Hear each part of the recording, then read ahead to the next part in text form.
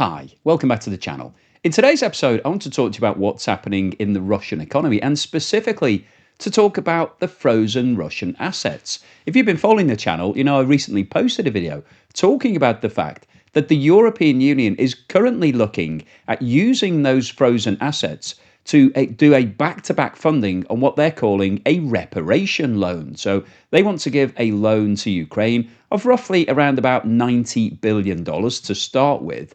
And they're going to back that with the Russian assets. So the way that mechanism is likely to operate is that currently the Russian assets are sitting in cash. Originally, they were invested into a variety of sovereign bonds.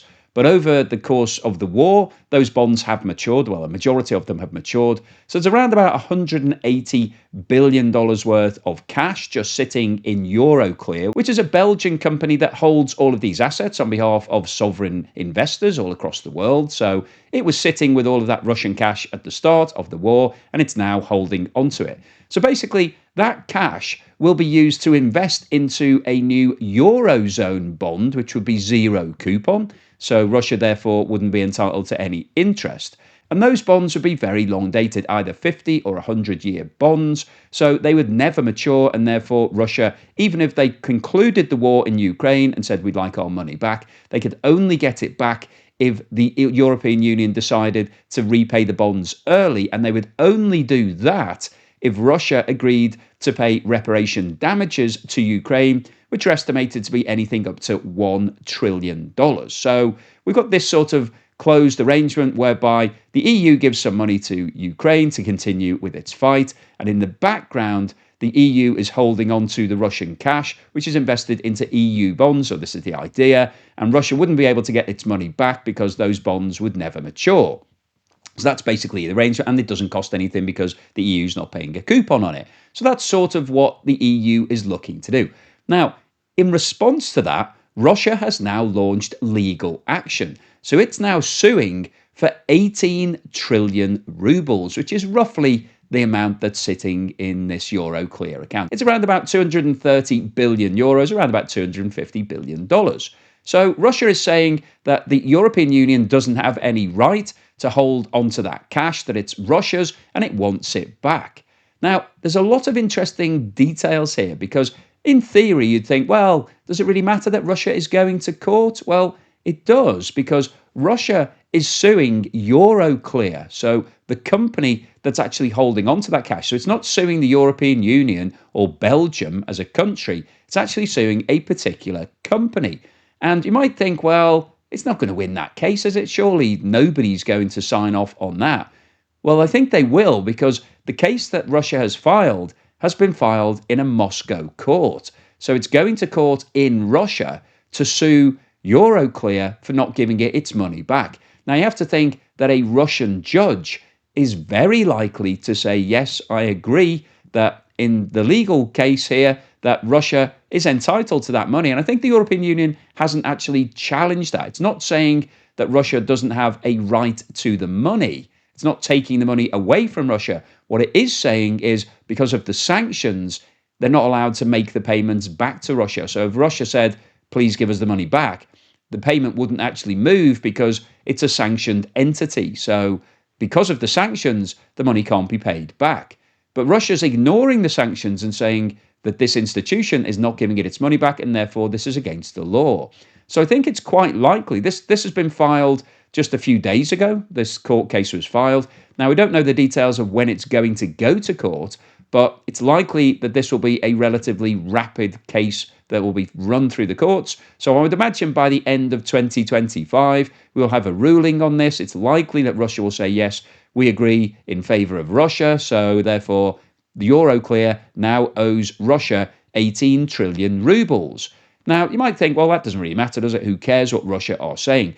The problem that Euroclear has as a business is that it operates all across the world. And there are lots of jurisdictions where Euroclear has money that potentially could be favorable towards Russia. So Russia may go after Euroclear's cash that's sitting in lots of other countries. Now, just before we go on any further today, could I ask anybody that hasn't subscribed yet to please hit that subscriber button And I wanted to tell you about a competition that I'm running whereby you could win my house, which is located a stone's throw from one of the most beautiful beaches in the southwest of England. This is an idyllic place to hang out, to go on holiday, or even to live rent-free, mortgage-free for the rest of your life. But if that doesn't interest you, if you don't like going for walks on the beach, having some fish and chips or a pint and just taking in the lovely fresh sea air, then there's a great alternative because I'm offering you £250,000 in cold hard cash in any currency that you like, but you have to buy a ticket and they're priced at £5 each. So this is another way of supporting the channel. If you'd like to support me and see more of these sorts of videos, then please buy a ticket. You can see the QR code on the screen now. You can scan that, or there's a link in the description below. But in terms of what's going on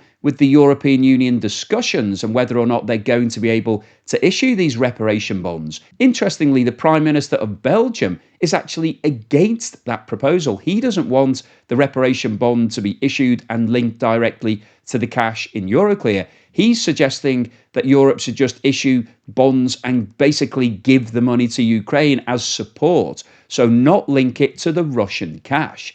Now, in terms of what the European Union needs to do, usually it would need a full majority, unanimous vote of all 27 members to issue something like these reparation bonds. But unfortunately, from the European Union's point of view, Belgium obviously isn't on board, and neither are Hungary or Slovakia, because the leaders of both of those two countries are pro-Moscow. So they're not actually in favour of using the Russian cash. So it doesn't look like the European Union is able to get a unanimous vote. So it could go for what's called a qualifying majority. So basically, this is either 15 of the countries or 65% of the countries in terms of population. So you would need to tick both of those boxes. You need 15 countries and all of those countries to equate to more than 2/3 of the population of the European Union. Now, it could actually achieve that. I think it's theoretically possible that you could get 15 countries on board. However, if you haven't got Belgium on board, I don't think it's feasible because the cash is sitting in Belgium. And Belgium would basically be blocking that deal, saying, look, we don't want to kill Euroclear because Euroclear is the company that's in the headlights here. It's the one that's being sued by Russia, and it's the one that would suffer if the war does come to an end and Russia decides to pursue legal action in the international high courts to force Euroclear to give it its money back. So what's the summary and conclusion today? Well, I wanted to post this update video really talking about the intricacies of whether or not it's going to be feasible for the European Union to be able to use the frozen Russian assets that have been frozen ever since Russia invaded Ukraine to benefit Ukraine itself. Now, in the recent video, I talked about the fact that the EU had put together this proposal whereby they're going to issue reparation bonds, and those bonds will basically be linked to the Russian cash. They're not directly secured by that cash because Russia still has legal title to the money. So you can't actually just say, okay, we're just going to take it. We're going to seize it. We're going to steal this money. Because from Russia's perspective, they want it back. And Russia has now taken the step of going to court. They're saying that this is theft, that Belgium and Euroclear are holding onto that money and they don't have a right to do so, and they need to give it back to Russia. They're claiming 18 trillion rubles in compensation. They want the money back.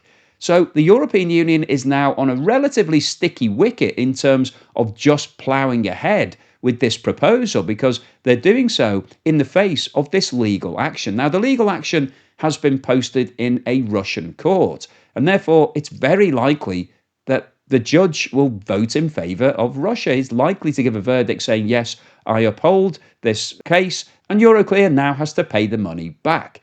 So Europe is under pressure to do that. Obviously, no money is going to be paid by Euroclear because there are sanctions in place that prevent that company from actually making payments to Russia. But it does muddy the waters in terms of whether or not the EU will be able to put these reparation bonds in place. And unfortunately, from the EU's perspective, 3 of the countries out of the 27 are opposed to it. One of them is Belgium. And obviously, Belgium's quite critical here because Euroclear is based in Belgium. That's where all the money is. And Hungary and Slovakia are also supportive of Russia, so they're not going to sign off on it anyway. Now, the EU does have another mechanism whereby it could vote this through with a qualified majority, but I don't think that's going to happen with Belgium being an objector because they're really critical to the whole transaction. So I wanted to post this video really just to highlight the fact that it's really complicated. Whilst in theory, it's easy to say, well, you've got the Russian money, just send that money to Ukraine, let Ukraine use it for their defense purposes. It doesn't really work like that because you have to respect international law and boundaries. And unfortunately, even though Russia has invaded Ukraine, and so it's not respecting certain boundaries itself, from a legal perspective, Russia has a claim if somebody tries to steal that cash. So it is quite complicated. But I think the bottom line here anyway is that the European Union will just have to fund Ukraine. Ukraine is looking at a shortfall of around $135 billion in its military financing in 2026 and 2027. So without that additional money, Ukraine won't be able to continue its defense.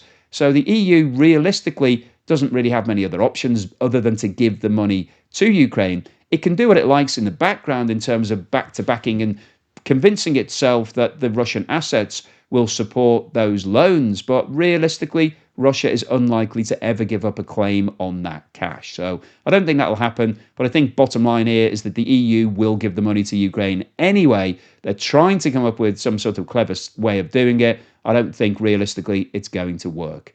So hopefully you've enjoyed today's video, you found it useful, informative and thought-provoking.